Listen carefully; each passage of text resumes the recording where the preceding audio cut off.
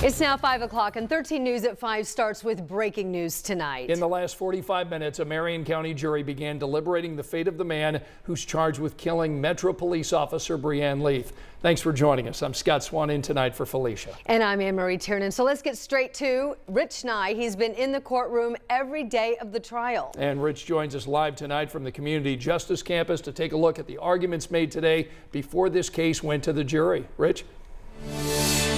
Scott and Marie, the decision for that jury is now to decide whether Elliahs Dorsey was insane when he shot through an apartment door, killing Officer Breann Leath on the other side. This week we've heard testimony from 7 medical experts who say that Dorsey had a brain injury, that he had mild cognitive disorder, and suffered a brief psychotic episode at the time of the shooting.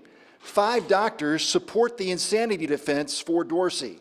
For weeks leading up to the April 9, 2020 shooting, testimony in the trial has showed that Dorsey had increasing delusions and paranoia.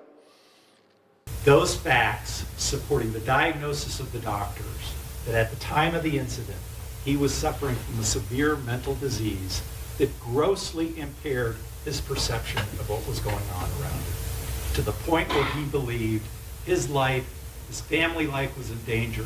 The people around him in that apartment were part of the danger. Now again, surrendering to the officers.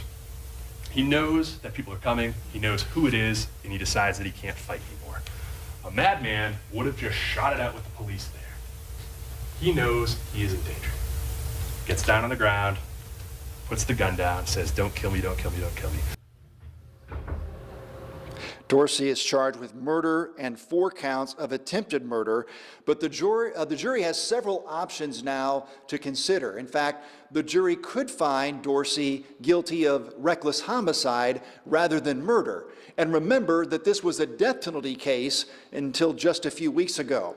This jury is dealing with a very complicated case, and I would expect deliberations to go on for several hours tonight. All right, Rich Nye reporting live for us tonight from the CJC, and we're going to let you know when that panel comes back with their decision.